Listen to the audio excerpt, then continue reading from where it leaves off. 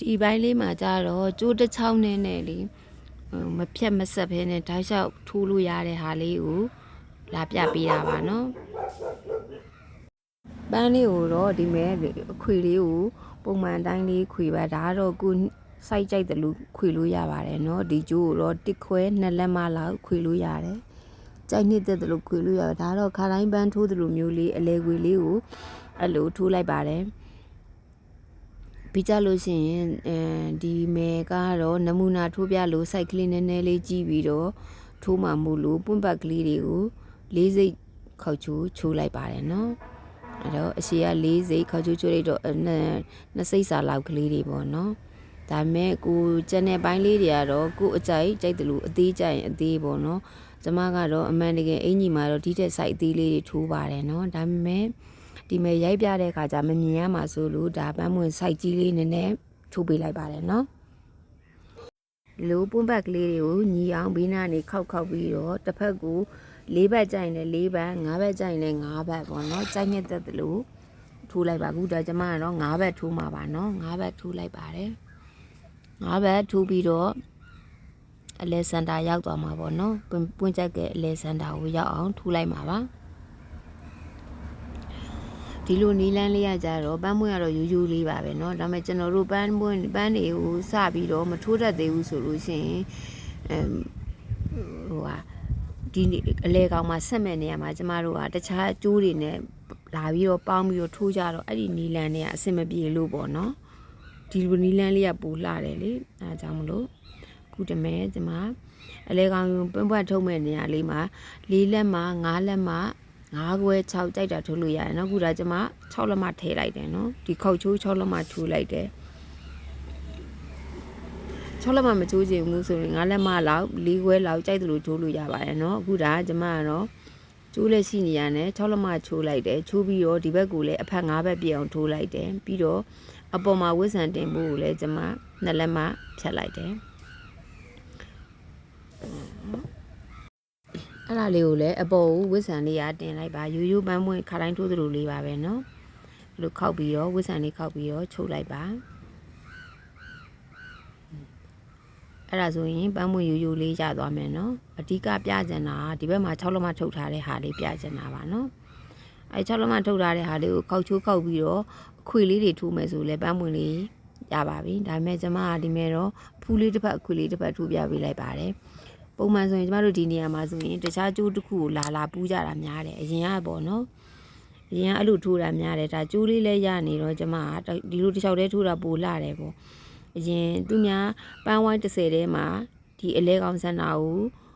ပွင့်ဘက်ခေါက်ချိုးလေးလာကတ်တာတဲ့ဆိုင်ပေါ့နော်ဘာလို့လဲဆိုတော့ तू က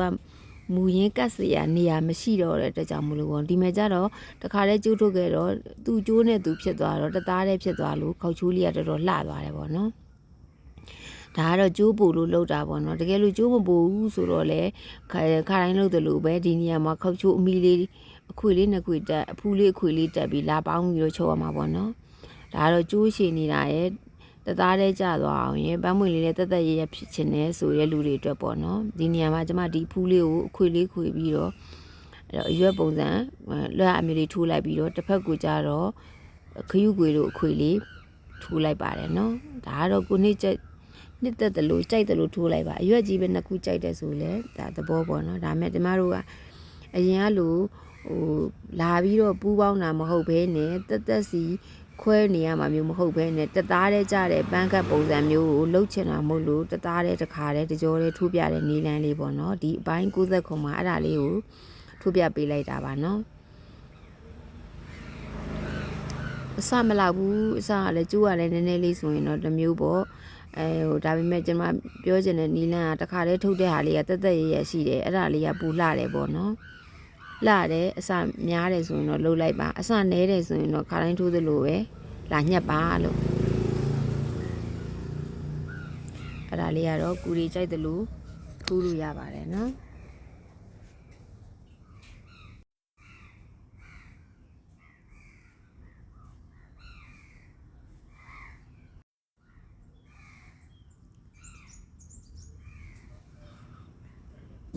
အဲ့ဒီနေရာမှာကျမကအခယူခွေလေးကို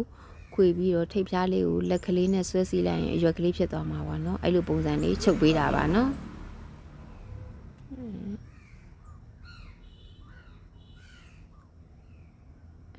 ဂယူကိုပုံစံလေးကိုထိပ်ပြားလေးကိုပူးချုပ်လိုက်တော့အရွက်ပုံစံလေးဖြစ်သွားတယ်ဟိုဘက်ကကျတော့အဝိုင်းလေးခွေလာမှာပေါ့နော်ဒါလေးကိုလက်ကလေးနဲ့ဆွဲပြီးတော့ထိပ်ပြားလေးကိုပဲပူးပြီးသက်သက်ချုပ်တာပါနော်အဲ့လိုပုံစံမျိုးလေးဆိုရင်အရွက်ပုံစံလေးရမှာပါနော်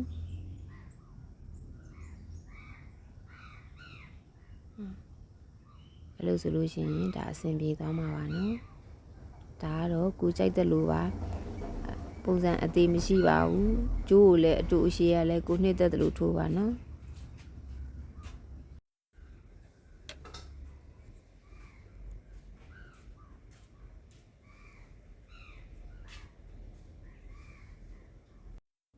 ခွေလေးကိုလည်းခွေပုံစံလေးခွေပြီးတဲ့အခါကျတော့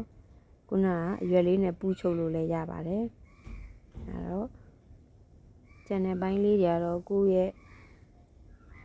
တီထွင်ပြီးတော့ကိုကြိုက်တယ်လို့ထိုးလို့ရပါတယ်နော်ကျမကတော့ဒီမဲ့ခွေလေးနဲ့အရွက်ကလေးနဲ့ကိုကပ်ပြီးတော့တွဲချီပေးလိုက်ပါတယ်အင်ကြီးပေါ်မှာတော့တခါတည်းထိုးလို့လွယ်တာပေါ့နော်ဒါကတော့အလွတ်ထိုးပြတာဆိုတော့ပူပြီးတော့တွဲပြလိုက်ပါတယ်နော်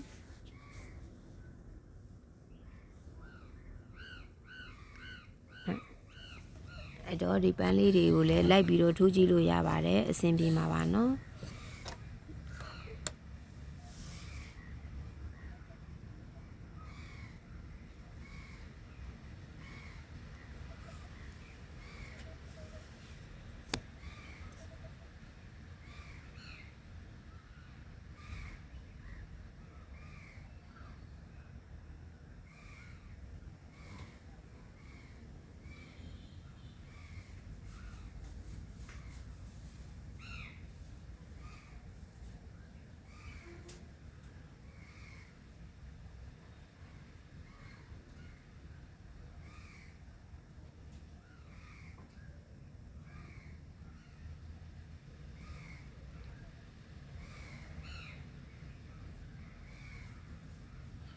ပန်းပွင့်ဆိုင်ကလေးကကျွန်မစိုက်ကြီးထားတယ်ဆိုတော့တက်လက်မလောက်ပဲရှိတယ်နော်